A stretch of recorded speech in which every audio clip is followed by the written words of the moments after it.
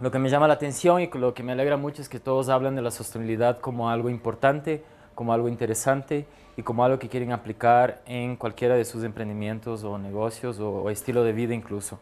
Yo creo que la sostenibilidad es algo esencial en nuestras vidas hoy en día, es algo esencial para los países y para el mundo. Creo que ahora los mayores emprendedores del mundo, y tuve la fortuna de hace un par de semanas estar en una reunión de altísimo nivel con unos CEOs de unas empresas brutalmente grandes que casi no hablan de profit, de dinero, sino que ahora hablan del punto de equilibrio considerando el ambiente, la sociedad y también los recursos financieros, ¿no? Entonces yo creo que los emprendedores que están arrancando y las empresas grandes incluso pueden estar saliendo del mercado si es que no empiezan a adoptar en su lenguaje, en su diccionario y en su estilo de operación la sostenibilidad, ¿no? Nosotros optamos por la sostenibilidad desde el día 1 que formamos la empresa. Eso fue hace 18 años. Tropic es una empresa que tiene un largo recorrido. Somos pioneros y líderes en el mercado del ecoturismo en el Ecuador. Me gusta creer que somos líderes, pero pioneros sí somos. Y afortunadamente hemos tenido muchas experiencias relacionadas al negocio del turismo, de muchísimos tropiezos en ciertos momentos y hasta ahora, y obviamente ahora con unos ánimos de seguir emprendiendo en la misma línea de negocios. Yo les voy a contar un poco mi historia y cómo y las situaciones chistosas que han pasado a lo largo del camino y puntualmente una experiencia sumamente exitosa que tenemos en la Amazonía ecuatoriana y una situación complicada que también tenemos en la Amazonía ecuatoriana. Quise poner dos productos en la misma región para que vean cómo pueden cambiar los esquemas en un mismo estilo de negocio. Y voy a hablar un poco del futuro y esperaría en ese momento tratar temas de más de sostenibilidad y la esencia de la sostenibilidad. Empezando por cómo vemos el negocio del turismo. Nosotros somos una empresa que creemos en la conservación y lo que hacemos es usar al turismo como una herramienta para lograr la conservación. Y así es como hemos logrado hacer un negocio que nunca ha perdido el enfoque a pesar de los diferentes cambios de rumbo que nos hemos ido dando a lo largo de todos estos años, ¿no? Creo que como emprendedor, les voy a empezar a hablar un poco como emprendedor, existen elementos importantísimos y tal vez para las personas que ya no estudian no sea tan relevante, pero yo creo que, por lo menos en mi caso, la combinación de estudiar y practicar mientras estudiaba me ayudó mucho. Porque una cosa es lo que te dice el profesor y lo que vas leyendo en los libros y los cuentos que te pueden estar metiendo en una sala como esta. Yo no les voy a meter ningún cuento. Pero el poder después ir a practicar esto en una empresa me ha ayudado mucho a formarme y crear un poco el sentido del negocio aplicado a los estudios, ¿no? Creo que luego hacer una especialización también me ayudó mucho. Yo soy ingeniero comercial de la Universidad Católica, tengo una especialidad en marketing, pero siempre quise trabajar en turismo. Y decidí no estudiar turismo como mi primera carrera, porque creía que eso me iba a meter en un esquema muy ejecutivo de, por ejemplo, volverme un vendedor de paquetes o de pasajes o de guianza. Siempre me vi como una persona con unas ambiciones y con unas capacidades de una administración un poco más a nivel macro. Entonces opté por formarme de un nivel un poco más gerencial y luego aprender sobre turismo, ¿no? Entonces yo salía a vivir una temporada afuera, donde hice una maestría en turismo, planificación y gestión de destinos turísticos en la Universidad Autónoma de Barcelona. Y también aproveché para conocer el mundo, porque siempre creí que para poder vender turismo uno tiene que conocer el mundo y uno tiene que conocer de dónde van a venir esos turistas para poder atenderles entendiendo sus necesidades, que creo que es un elemento esencial para cualquier negocio, ¿no? El saber qué quiere el cliente, saber escuchar al cliente y adaptar lo que uno tiene para ofrecer a esa necesidad. Temas elementales y básicos de mercadeo que se aplican en la realidad, en cualquier tipo de negocio. Bueno, y tuve una oportunidad de oro también, ¿no? Yo creo que también a veces los emprendedores tenemos mucha suerte, me imagino que ustedes están en las mismas de lo poco que he escuchado de ustedes, ¿no? Creo que a veces uno sí tiene que estar atento a lo que está pasando en su radar y cuando vea una oportunidad agarrarla como un tesoro, ¿no? Y fue lo que hice con esta oportunidad de crear un emprendimiento de ecoturismo gracias a la relación con una comunidad indígena que vino hacia nosotros a pedir ayuda, a decir, miren, nosotros tenemos un problema, nos sentimos presionados, nos sentimos expuestos a actividades extractivas alrededor de nuestro territorio, queremos ayuda, queremos proteger nuestro territorio, queremos proteger nuestra cultura, ¿cómo podemos hacer eso? Bueno, y surgió la idea de que tal vez traer viajeros del mundo a conocer esa realidad y que pueda, por un lado, dejar recursos a nivel local y por otro lado, crear embajadores de la causa de esta comunidad indígena que salgan al mundo a decir, mira esta maravilla, ayudemos a proteger, ¿no? Y ahí fue cuando nace nuestra iniciativa y la empresa, ¿no? Me pareció interesante hablar del inicio porque en mi caso, y sigo hablando desde la perspectiva de un emprendedor, el inicio es durísimo para los emprendedores. Yo me imagino que todos ustedes que han empezado negocios o los que están empezando ahora saben lo que es. Y a pesar de que a uno le gusta ponerse los títulos de grandes gerentes o CEO o el presidente, en el fondo las microempresas de 1 a 10 personas, uno tiene que saber hacer de todo. Y uno, por más que se quiera poner gerente en la tarjeta, tiene que saber cómo endosar un cheque, cómo depositar un cheque, tiene que saber cobrar, tiene que saber vender, tiene que saber dónde archivaron las cosas. Y esa fue una opción que nosotros tomamos. En un momento dado tuvimos un crecimiento interesante,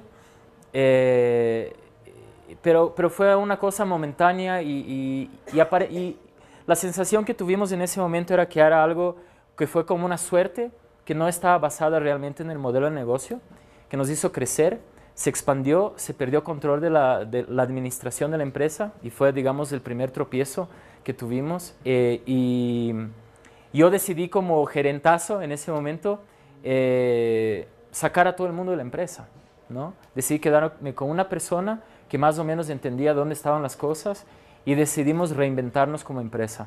Y yo me dediqué a saber hasta dónde estaban archivados los archivos de los clientes, ¿no? Me dediqué a hacer todo y en ese momento buscar justamente recuperar nuestro último cliente, que fue un momento crítico en el año 2004, cuando hicimos esta reingeniería y nos dimos cuenta que habíamos perdido control sobre toda la empresa, habíamos perdido todos los clientes que teníamos por estar absolutamente despistados y dijimos, chuta, nos queda un cliente y ese cliente está en Londres. ¿Y qué hacemos? Vamos a buscar el cliente. Entonces me acuerdo que me puse bajo el brazo unos libros maravillosos de Pete Oxford. Me fui a Londres a hablar con este tal cliente y sin saber de lo que estaba hablando, porque en este momento yo arrancaba con mi gestión como gerente de la empresa. Y la verdad, estaba medio ubicado en el mapa y sabía que Otavalo tiene un mercado muy lindo y que Cotopaxi es un nevado maravilloso y que hay una avenida que la llaman de los volcanes y que hay unas Islas Galápagos y que hay una Amazonía con unos hotelitos, ¿no es cierto? Pero fui y empecé a golpear, aproveché para ir a hablar con el cliente y dije, voy a visitar a algunos clientes, ¿no? A venderles algo que según yo era espectacular, el Ecuador. Y el momento que me abrían la puerta y me decían, bueno, te podemos atender, tienes 5 minutos, ¿qué nos vienes a vender? Empezaba a toser porque me daba cuenta que no estaba preparado, que no tenía idea de lo que iba a vender y empezaba a hablar de Otavalo como si fuera la gran maravilla cuando los operadores sabían más de Otavalo que yo, ¿no? Y esa fue una gran lección. Yo me acuerdo caminando bajo la lluvia de Londres y haberme quedado donde un amigo durmiendo en el piso de la cocina de él porque no teníamos plata para pagarme los hotelazos y nada de eso porque estábamos a punto de quebrar. Y fue un año crítico y espectacular porque nos dimos cuenta que estábamos absolutamente perdidos en lo que estábamos haciendo. Afortunadamente este cliente creyó en nosotros y dijo, bueno, les vamos a dar un año más de oportunidad porque vemos que ustedes estaban con buenas intenciones. Y regresamos al Ecuador. Y ese mismo año, por despiste igual, y creo que estas son todas lecciones importantes para cualquiera de ustedes, teníamos en este momento un cliente en Australia que nos había charteado un barco en Galápagos. Y porque no sabíamos cómo manejar nuestros clientes, nos olvidamos de cobrar el depósito.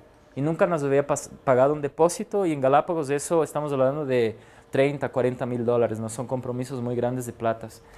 Y nosotros simplemente nos olvidamos de pagar el depósito y a un mes de que empiece el tour, resulta que el tour ya no venía. Y como no teníamos nada cobrado al cliente, nos tuvimos que fajar y pagar todo el charter.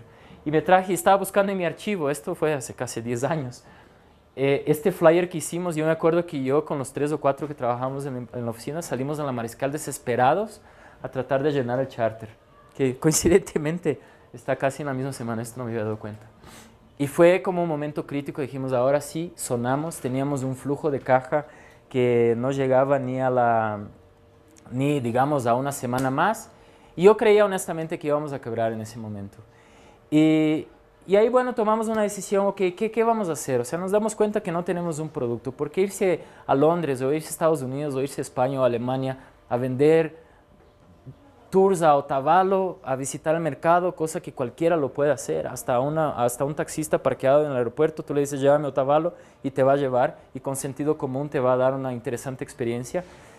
Nos dimos cuenta que no estábamos diferenciándonos para nada, que no estábamos haciendo nada diferente a cualquier otro operador que hay en el mercado. Y no sé si ustedes saben, pero el mercado del turismo en el Ecuador es importante, existen muchísimos operadores que venden muchísimo de lo mismo, ¿no? Entonces en este momento fue un momento que dijimos, a ver, nosotros somos una empresa que toda la vida hemos hecho ecoturismo. ¿Qué estamos haciendo de ecoturismo realmente? Y nos empezamos a dar cuenta que no estábamos siendo fieles a esta filosofía, a este estilo de empresa y a la visión que nos habíamos como impuesto y que todos adorábamos, ¿no? Entonces decidimos reinventar nuestro negocio. Y aquí les preparé un pequeño mapa para diferenciar un poco las cosas y empezar a hablar claro sobre los términos y elementos básicos del turismo. Entonces, existe el turismo sostenible, que todo el mundo habla, ahora todo el mundo habla de turismo sostenible y todo el mundo habla de sostenibilidad como una cosa maravillosa y espectacular, que lo creemos, pero la verdad es que muy poca gente sabe exactamente de qué se trata esto, ¿no? Y hablaba con alguna persona al inicio de mi presentación y bueno, decía, bueno, pero entonces el turismo que me voy a la costa y me quedo en una familia, ese es turismo sostenible, ¿no? Decía, bueno, puede ser sostenible y puede no ser sostenible. O, el turismo rural, que voy a visitar una comunidad en Chimborazo, eso es turismo sostenible, ¿no? Le digo, sí, puede ser turismo sostenible y puede ser no turismo sostenible. El turismo sostenible y el turismo no sostenible tienen elementos que se diferencian claramente y existen tipos de turismo que pueden estar tanto de un lado como del otro, como los dos ejemplos que acabo de dar, y otros tipos de turismo que en absoluto pueden ser sostenibles, como por ejemplo el turismo sexual. O sea, no existe forma en el mundo que podamos hacer que ese tipo de turismo sea sostenible, porque obviamente es ofensivo, porque tiene una serie de cosas negativas relacionadas, ¿no? Igualmente el turismo de masas no tiene absolutamente nada de sostenible, porque eso no tiene ningún tipo de experiencia de educación, ningún respeto hacia el entorno natural al que uno visita. Sin embargo, como ustedes ven, existen otros tipos de turismo que pueden estar tanto de un lado como del otro, como el turismo rural, que alguien ha mencionado acá, el ecoturismo, que yo he mencionado bastante, turismo de naturaleza, pesca y cacería, turismo de aventura, incluso los resorts y los turismos de playa. Sí pueden ser sostenibles como pueden ser no sostenibles. Y ya vamos a hablar cómo nosotros creemos que las cosas pueden ser sostenibles más adelante. Ahora les voy a hablar sobre el momento que decidimos ser diferentes. Fue el momento que dijimos, tenemos que crear algo único en el mercado, algo que sea absolutamente espectacular y fascinante para el cliente y que nos permita abrir las puertas de los operadores del mundo. O sea, decidimos crear el producto más increíble, la experiencia cultural más increíble del mundo, para que podamos ahora sí, orgullosos y con la cabeza en alto, golpear las puertas de Londres, Estados Unidos, Alemania, del mundo entero y decir, tenemos un producto que ustedes no van a encontrar en ninguna parte del mundo. Y nos dedicamos a hacerlo. ¿Y cómo lo dedicamos a hacerlo? Primero nos dimos cuenta de varias cosas que estaban pasando en el mercado. Yo les dije que la empresa empezó hace 18 años. Y hace 18 años teníamos unas expediciones que hasta ahora a mí me parecen las más espectaculares del mundo, pero lamentablemente el mercado nos dijo, ese tipo de operación ya no es lo que el mercado busca. Hacíamos campings en comunidades, hacíamos expediciones brutales en la Amazonía ecuatoriana con comunidades indígenas guaraní y íbamos acampando en las playas de los ríos, íbamos visitando las comunidades, íbamos haciendo intercambio cultural, íbamos conociendo el bosque de una manera muy ecológica, muy maravillosa, pero absolutamente rústica, ¿no? Carpazo, 5 noches, es duro. Baño en el monte es duro y bañarse en el río también puede ser duro para algún tipo de gente, ¿no?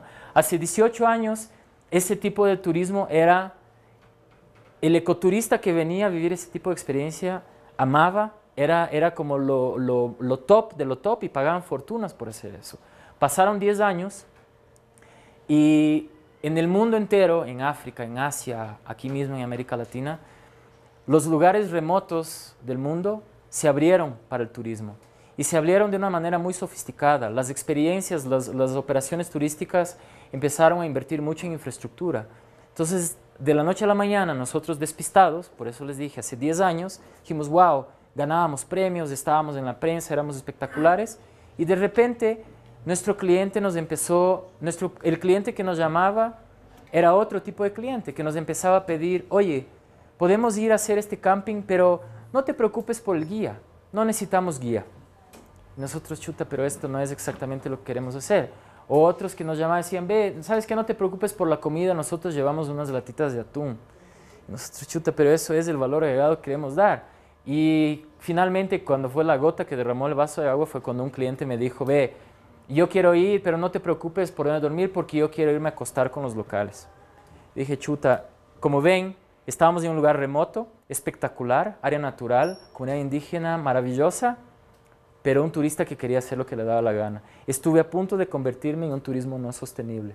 Estuve a punto de convertirme a realizar un impacto más negativo que la misma compañía petrolera que quiere destrozar el bosque de estas comunidades. Y fue en ese momento que dijimos, se acabó esta historia. Se acabó, no podemos seguir vendiendo. Pero antes nos preguntamos, ¿qué pasó? O sea, ¿qué pasó con nuestro ecoturista que venía y nos pagaba todo esto y salía feliz de la vida? Pues nos pusimos a investigar el mercado. ¿Qué estaba pasando en el mundo? Chuta, en Asia, en África, unos safaris espectaculares donde tenían unas experiencias de avistamiento de animales, como es en África, o aspectos culturales en Asia o aquí mismo en América Latina. Nos dimos cuenta, chuta, el mercado se ha vuelto más sofisticado. El mercado ahora no solo quiere la experiencia cultural o de avistamiento de lo que sea, pero también quiere cierto nivel de confort. Dijimos, y nosotros no estamos dando eso. Y en ese momento dijimos, necesitamos evolucionar de una operación de camping a una operación real de ecoturismo. Entonces me fui a hablar con la comunidad, les dije, vean, se acabó esta historia, no podemos seguir porque por estas razones que les estoy diciendo a ustedes, así como les estoy hablando a ustedes, les hablé a ellos. Y uno de los comuneros y algunos de los comuneros dijeron, bueno, ya sí, hagamos unas cabañas, pues. Si lo que la gente quiere es un poquito más de confort, construyamos unas cabañas. Dijimos, bueno, o sea, ¿ustedes están dispuestos? Sí, hagamos. Ellos tomaron la iniciativa primero. Nosotros dijimos, ok, hagamos las cabañas entonces. Y ahí empieza, digamos, hace 8 años atrás, creamos este modelo de negocio inclusivo y desde nuestra perspectiva innovador.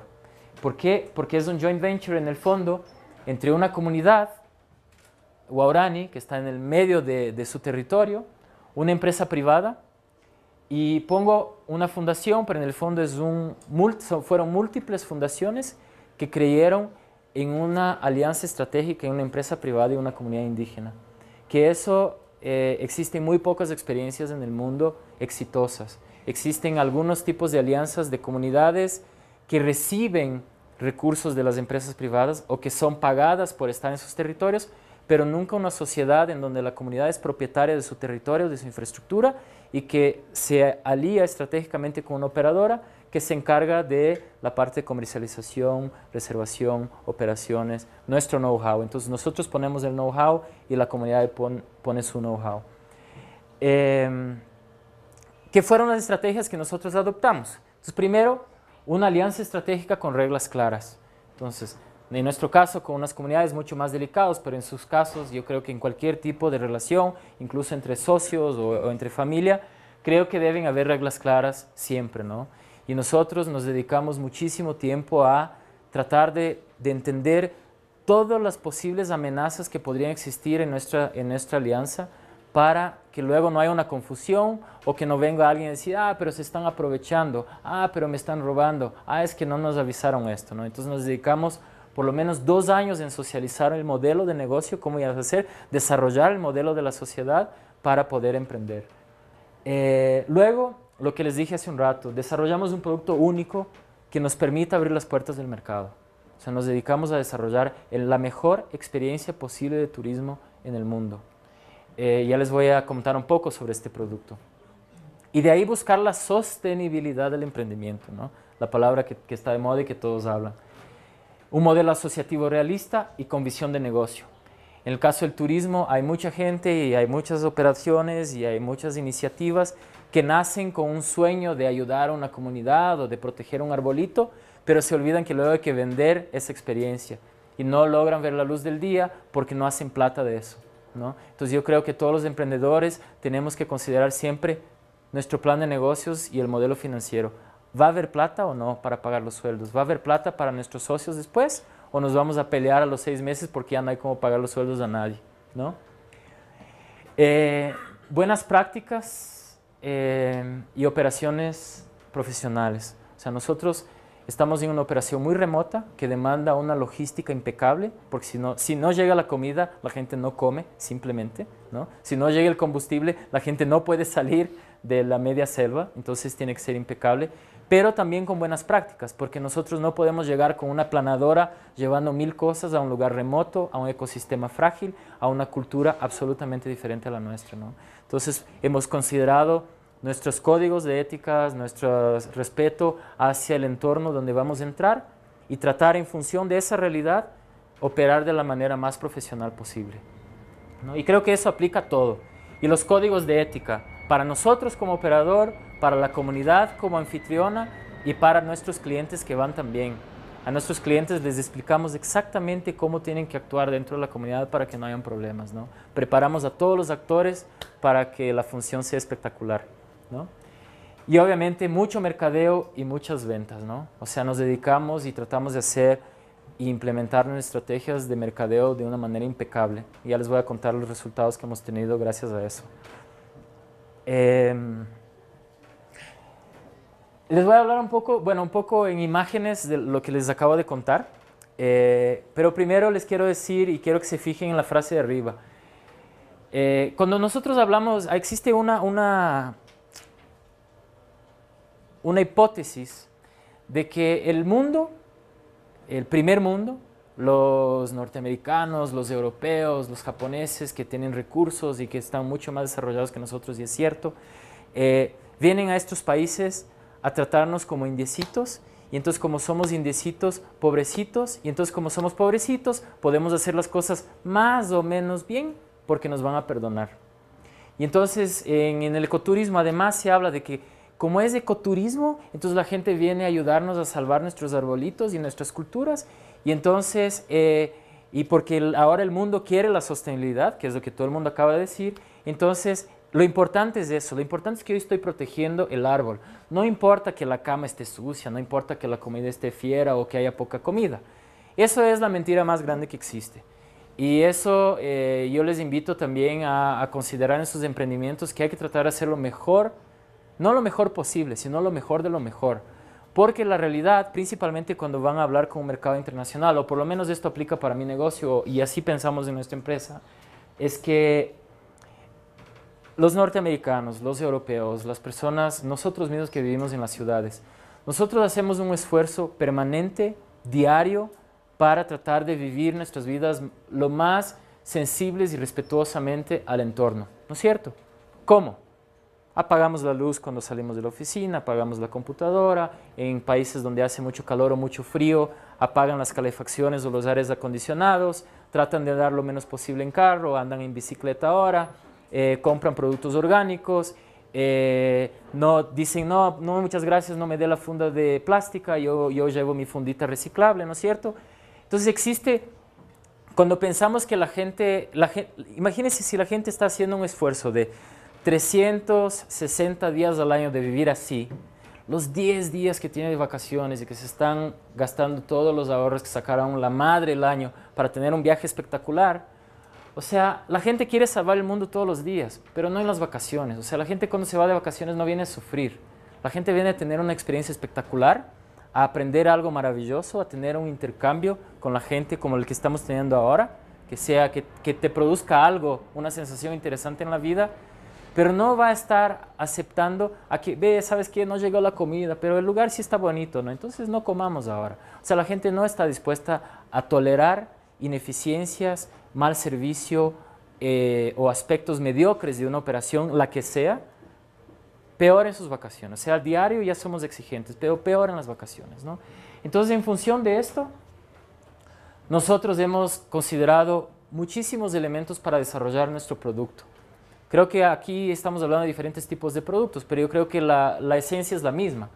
O sea, nosotros tenemos una operación súper compleja. Nosotros tenemos el hotel en media selva, y en media selva es media selva. Solo hay cómo llegar en avioneta. Construimos una pista de aterrizaje en la comunidad y salimos en un aeropuerto de Shell, que tal vez algunos de ustedes conocen, cerca del Puyo, 30 minutos al corazón del territorio guaraní, ¿no? Y entonces a partir de ahí tuvimos que diseñar con una precisión quirúrgica cómo iba a ser nuestro acceso y eficiencia logística para chartear estas avionetas que nos cuestan una fortuna cada vez que llevamos pasajeros adentro, ¿no? Las buenas prácticas ambientales, un ejemplo, decidimos que no íbamos a usar combustibles en el río. ¿Qué usamos? Quillas.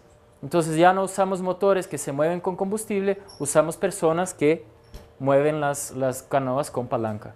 Sería más cómodo, ¿no? Estar ahí con el motor, ña, ña, ña, ña, pero no, pensamos en cómo podemos aplicar una buena práctica acá. No usemos motores, demos trabajo a la gente. En vez de darle plata a Petro Comercial y comprar el combustible, demos plata a 2 guaraní que van a estar palancando río abajo, ¿no?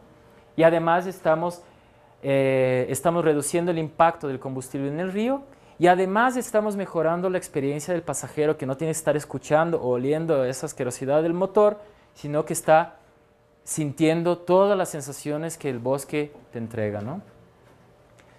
Seguridad e innovación. Bueno, nosotros también creemos que no todo tiene que ser eco y no todo tiene que ser rústico. Tenemos unos elementos súper modernos dentro de nuestra operación. Aparte que el hotel, todo funciona con energía solar, hasta las refrigeradoras. Y hasta hace muy poco, ya perdí la cuenta, pero yo era la única operadora y persona que tenía las únicas 4 refrigeradoras solares del Ecuador. Ojalá haya más ahora, pero hasta donde yo sabía éramos los únicos que teníamos. Y nos las trajimos de Australia justamente porque no queríamos tener generadores en el hotel. No queríamos tener bulla de motores en el hotel. Queríamos que la gente escuche pajaritos, insectos y los animales alrededor de ellos, ¿no? Hemos invertido una fortuna, y aquí hablábamos de la capacitación. Tú me preguntabas, ¿no?, sobre la capacitación. Hemos invertido y seguimos invirtiendo en modelos de capacitación permanentes de la comunidad local, un modelo de gestión que está absolutamente documentado, que eso aplica igual, procesos que aplican para cualquier tipo de operación y negocio, y las operaciones en general, ¿no?, las compras, la logística, etcétera, etcétera. Y la experiencia. O sea, cuando hablamos de turismo, hablamos de experiencias, ¿no? La gente no compra Nosotros por lo menos tenemos prohibido en la empresa hablar de programas o paquetes. No vendemos paquetes, nosotros vendemos experiencias. Y en este caso vendemos una experiencia de conservación y cultura. ¿Y cómo creas una experiencia de conservación y cultura? Tienes que traer todos esos elementos y crear una forma espectacular de mostrar esto. ¿Cómo logras eso? A través de proyectos de monitoreo de fauna. Entonces nosotros, obviamente es muy difícil ver estos animalitos caminando en el bosque. ¿Cómo hacemos para que la gente vea unos jaguares? Hagamos un proyecto de trampas cámara. Entonces pusimos cámaras que se activan con el movimiento y el calor, y entonces salimos a caminar por los senderos, mostramos las pisadas de los animales y luego nos bajamos las fotos en una computadora y de noche vemos las fotos de los animales que estuvieron caminando media hora antes que el grupo ahí, ¿no? Y creamos toda una sensación mágica de que sí, hay muchos animales alrededor, pero los animales están escondidos, los animales están en el bosque, los clientes se ponen felices, ¿no? La interpretación ambiental es fundamental. Obviamente invertimos un montón en nuestros guías bilingües naturalistas para que puedan hablar de una manera técnica sobre el ecosistema del bosque, y por otro lado nuestros guías locales, que son las estrellas de toda la experiencia, porque están todo el tiempo hablando sobre su cultura, pero no hablando sobre su cultura, sino haciendo cosas. Entonces, como nosotros vemos es que los guaraníes se vuelven, cuando estamos en el bosque, en los papás, y nosotros nos volvemos los niños. Y entonces estamos todo el tiempo en el sendero, atrás del papá que nos está enseñando a hacer cosas. Y creamos así la experiencia. Entonces nos enseña a usar la cerbatana, la lanza, cómo recogen las plantas medicinales, lo que sea, pero siempre en un plan en donde el guía local es la cosa más importante que está pasando, ¿no? En muchas otras operaciones de Amazonía, para las personas que están aquí tratando de emprender en negocios en la Amazonía, es muy común usar a guías locales, porque obviamente son los expertos, son los que conocen los senderos, son los que saben todo, pero normalmente son usados como el que va adelante abriendo el sendero con machete y va apuntando cosas. Y la estrella es el guía que viene por detrás y que sabe hablar inglés y que dice, ah, ahí está el mono, pero quien vio el mono fue el guía local. Entonces no se le da el espacio al guía local para que él sea el que transmite con mucho orgullo los recursos que están en su territorio, ¿no? Entonces nosotros hemos tratado de dar la vuelta y empoderar al guía local para que él pueda presentar lo suyo, porque en el fondo es suyo y así es como nosotros reconocemos que es. Los recursos, la cultura, la tierra es absolutamente de los locales. Nosotros facilitamos la experiencia, facilitamos la amistad, facilitamos el encuentro con la comunidad local. Todo eso que les cuento, que obviamente tiene un montón de cosas más por detrás, nos han valido un reconocimiento internacional en los últimos 6 años brutal. O sea, es algo increíble que es casi difícil de procesar el momento que hacemos la cuenta de todos los diferentes reconocimientos que hemos tenido. Hemos recibido por años consecutivos como el mejor proyecto de turismo sostenible en América Latina. Hemos sido premiados por Virgin Holidays, que es es este gran grupo conglomerado de empresas Virgin de Richard Branson, que es este británico, como el mejor hotel con comunidades locales, mejor operador para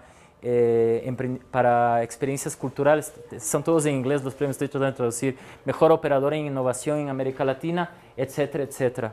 Y además hemos estado expuestos a la prensa internacional permanentemente. El año pasado hicieron un reportaje maravilloso sobre esta operación en la National Geographic. Hace 2 meses estuvimos en Condé Nast Traveler, que son todos medios especializados para nuestro negocio, ¿no? Por ahí salimos alguna vez en la Vistazo en América Economía, pero esa es otra cosa importante que decir. Nosotros, tal vez ustedes nunca escucharon hablar de nosotros, porque nosotros realmente no existimos para su mercado.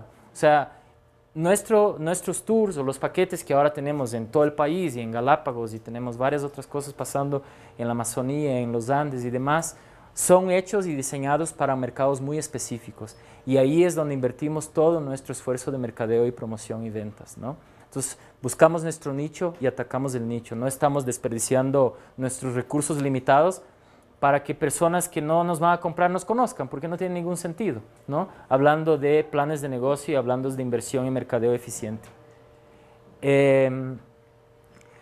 Sobre comunidades y un poco hablando sobre las partes complejas del negocio, bueno, lo que hemos visto como desafíos en este mundo del desarrollo, la conservación y el turismo, uno, porque al mismo tiempo que vamos teniendo nuestro negocio, obviamente nos invitan a espacios como estos, ¿no? No es la primera vez que hablamos en público, no es la primera vez que hablo con otros emprendedores y hemos tratado de dar asesoría a muchísimas comunidades, a muchísimas ONGs, a muchísimas fundaciones que se van metiendo en el mundo del turismo y después se ven con un elefante blanco y que no saben qué hacer, ¿no?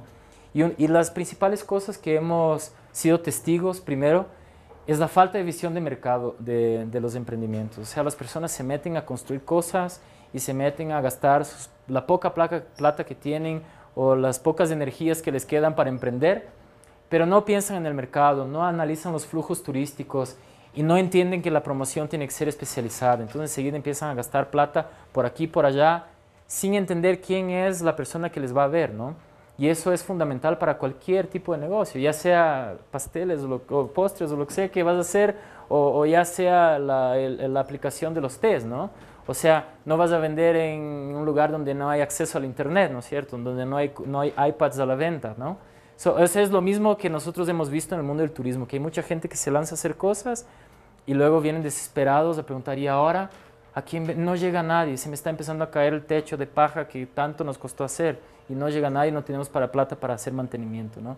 ¿Quién es el mercado que va a venir?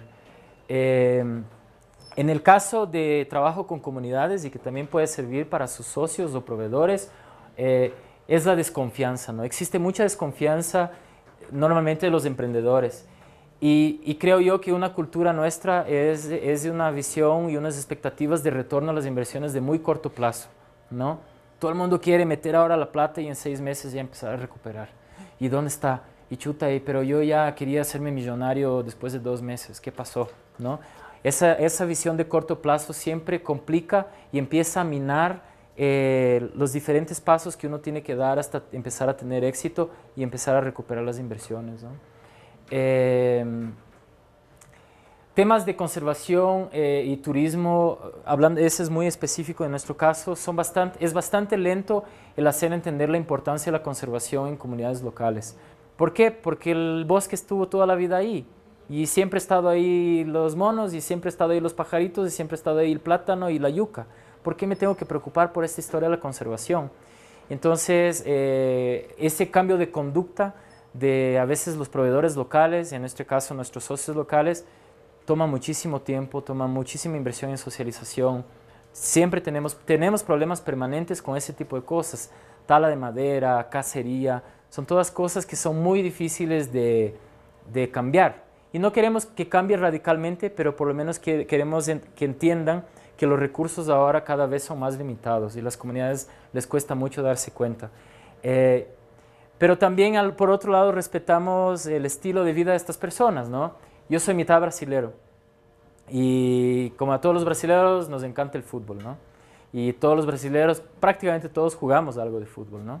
Y entonces yo siempre cuando voy a hablar con ellos y voy histérico porque supe que le mataron a un tapir al lado del lodge y entonces voy a hablar con la comunidad y a ver qué pasó acá, siempre pienso, a ver, primero digo, a ver, para un guaraní hacer cacería es como jugar fútbol para un brasilero, ¿no? Es como están en su máxima expresión cultural, están yendo a buscar su comida, ¿no?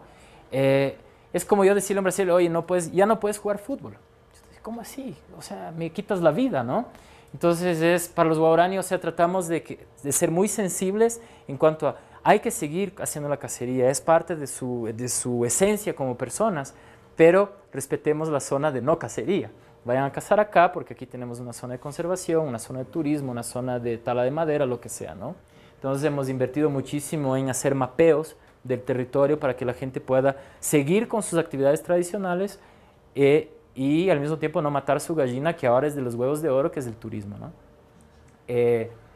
Bueno, la presencia de operaciones extractivas alrededor de las áreas protegidas ha sido nuestro desafío permanente y es un poco lo que nos mueve a hacer lo que hacemos. Y bueno, hay cosas más específicas de turismo que no voy a entrar tanto en detalle porque creo que ya me estoy pasando el tiempo. Pero sí les pongo con letras muy grandes nuestro fracaso actual y es algo que estamos viviendo en este momento. Nos hemos pasado los últimos 2 años desarrollando un nuevo emprendimiento turístico con otra nacionalidad indígena, los secoyas, que están en el Cuyabeno. Creo que aquí hay las 2 operaciones en Cuyabeno por acá. Invertimos una fortuna. Trajimos socios, ONGs para que nos ayuden a toda la creación y fortalecimiento local y generación de capacidades, estudio de mercado, análisis, etcétera, etcétera, todo lo que les he dicho. Pero lamentablemente, por falta de confianza de algunos de los comuneros locales, algunos pocos socios locales y por temas políticos de la misma nacionalidad con la que estábamos trabajando, no hubo forma de entender la visión del negocio nuestra con la visión de ellos de que, bueno, no, ustedes ya vinieron, ya nos construyeron el hotel, ahora ya váyanse nomás porque nosotros nos hacemos cargo, ¿no? Y ha sido muy duro para mí tragar eso, ¿no? Porque en otros lugares tenemos mucho éxito en nuestras operaciones y en nuestras alianzas estratégicas con comunidades. Y hace más o menos una semana tomé la decisión de que, bueno, hay que parar, no hay que seguir forzando algo que no está naturalmente dándose como una sociedad, y tuve que anunciar a todo el mundo que, bueno, la alianza estratégica estaba terminada, y eso ha sido un golpe muy fuerte, ¿no? Porque obviamente no solo por el recurso financiero, que sí es un elemento importante para nosotros considerar, pero lo más importante ha sido yo creo que en algún momento nosotros menospreciamos, dijimos, bueno, si con los guaraní hemos tenido tanto éxito, nos ha ido tan bien y son tan jodidos, con esta otra comunidad que es mucho más sofisticada de alguna manera porque estaba mucho más expuesta a otra gente, va a ser mucho más fácil entendernos. Y resulta que fue absolutamente lo contrario. O sea, resulta que nosotros quisimos llegar con una solución que funcionó muy bien para una comunidad y aplicar la misma solución y nos salió al revés la cosa, ¿no? O sea, tratamos de llegar con una solución sin entender que habían unas personas que tal vez no estaban tan contentas, que algunas personas le estábamos invadiendo el territorio de algunos intereses políticos y financieros de algunos otros comuneros que estaban casados con la petrolera, que estaban casados con la palmicultora que está ahí cerca, y nos hicieron la vida a cuadritos. Y tanto es así que después de 3 años y miles de dólares y muchas horas invertidas, hemos tenido que decidir que ahí queda todo, ¿no? Y ahí se queda, porque no es que puedo irme a retirar la paja de los techos o los colchones o las canoas, eso se queda ahí botado, ¿no?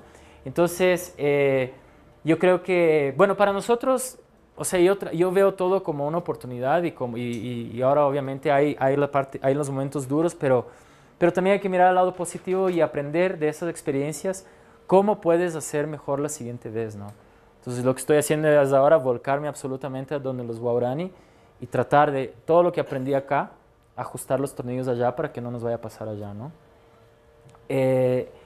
Y un poco, digamos, les he hablado de estos 2 casos específicos, pero aquí les pongo un pequeño ejemplo de los emprendimientos que ahora desarrollamos solamente con comunidades, ¿no? O sea, tenemos una empresa que se llama Waponi, que se dedica a hacer, que lo tratamos de ver como una incubadora de emprendimientos de ecoturismo comunitario, ¿no? Entonces creamos una empresa que ya básicamente lo que está haciendo es tratando de compartir nuestro know-how a través de unas consultorías muy prácticas, ¿no? No hacemos estudios ni cosas, aquí parece que hay una consultora que hace esos estudios, nosotros somos más de pico y pala, ¿no? Entonces nos llevan a los lugares y yo quiero ver lo que hay y ahí, bueno, preste machete, hagamos aquí y así es como se hace la cosa y nos fuimos, ¿no? Una perspectiva mucho más empresarial que teórica o de análisis, sino que es mucho de lo que ahora tratamos de compartir es nuestra experiencia de vida, ¿no? Y la experiencia de vida es haciendo las cosas, ¿no? Y eso nos ha ahora valido, tenemos emprendimientos con comunidades en prácticamente todo el país, apoyamos a comunidades en todo el país, definitivamente, porque hemos logrado crear, y un poco hablando de negocios, lo que hemos creado es un modelo integral, pero que además es fácil de replicar, ¿no? Con estos elementos que hay que ir cambiando para no cometer el mismo error de los WOWs y los sequoias, pero sí es un modelo replicable que considera la perspectiva de un operador privado, de un empresario, ¿no? Con la cosmovisión indígena, que es súper importante, valiosísima y clave de entender, y el mercado, por supuesto, y finalmente el tema del desarrollo económico sostenible, que es lo que nosotros, o por lo menos yo estoy tratando de implementar en nuestro negocio últimamente, que es el modelo de las 4 Cs. Así es como lo estamos tratando de ir desarrollando, que es el tema de comercio, o sea, entender exactamente dónde estamos parados, dónde es nuestro mercado, dónde está nuestro cliente, la comunidad en el sentido más amplio de la palabra, porque esta es una de las cosas, uno de los aprendizajes de este fracaso que tuvimos, que tal vez nosotros cometimos el error de mirar a la comunidad como la comunidad esta con la que estábamos trabajando, con los sequoias, pero resulta que alrededor de ellos también había una comunidad de petroleros, una comunidad de palmicultores, una comunidad de políticos. Entonces ahora lo que estamos tratando de hacer es ampliar un poquito más nuestro mapa para que no pequemos de inocentes de nuevo y mirar a la comunidad como desde una perspectiva más amplia, ¿no? ¿Quiénes son nuestros proveedores? ¿Quiénes son nuestros trabajadores? ¿Quiénes son nuestros socios estratégicos? ¿Quiénes son las personas que pueden representar una amenaza para la conservación o para la cultura? Y eso es parte de nuestra comunidad. ¿Y qué mejor ejemplo para demostrar una comunidad que el Facebook, ¿no? Por eso decidí poner una foto de la página de nuestro Facebook de Tropic, porque en el fondo eso es la comunidad en su máxima expresión, ¿no? Que es el todo, es el mundo está ahí y esa es la comunidad. Los temas culturales que para nosotros son absolutamente fundamentales, entonces por eso aplicamos con un pilar fundamental de nuestro negocio, el entender las diferentes culturas, el respetar las diferentes culturas, el ser tolerante con las diferentes culturas, el no tratar de llegar a imponer un modelo de negocio que es cuadrado si hay una cosmovisión redonda, sino que hay que tratar de no ir con esquemas muy rígidos y poder adaptar eso, entender las culturas y en función de eso ganar, ganar, ¿no? En donde nosotros, los unos traen un tipo de conocimiento, los otros traen otro tipo de conocimiento y en buena onda tratar de hacer un negocio juntos, ¿no? Eso es clave. Bueno, y para nosotros la conservación es un elemento fundamental. Nuevamente pongo otra foto de los jaguares que tanto amo y que es un poco lo que nosotros tratamos de ver como estamos en este negocio para tratar de proteger este tipo de especies emblemáticas, ¿no? También encontramos recién un pajarito que está en peligro de extinción, recién nos enteramos y ahora vamos a hacer todo un proyecto para tratar de protegerle a este animalito. Entonces, actuamos hoy para un mejor mañana. No somos fundación, no soy la Madre Teresa, somos empresarios, estamos para hacer plata también, pero también considerando otros elementos importantísimos que es el entorno. Y creo que ahí es cuando realmente estamos hablando de un desarrollo sostenible, ¿no? Porque encuentras el balance entre las tres cosas. Lo sustentable es tratar de que los recursos de hoy estén más o menos ahí para tus hijos, para tus nietos. Eso es cuando hablamos de desarrollo sustentable. Pero la sostenibilidad es tratar de encontrar un balance entre los pilares que ustedes deseen, digamos, en sus negocios. En nuestro caso, nosotros hemos definido 4 pilares fundamentales y tratamos de encontrar un balance entre los 4 para tratar de hacer nuestra forma de desarrollo sostenible, ¿no? Y eso es todo. Muchas gracias y me encantaría escuchar sus preguntas.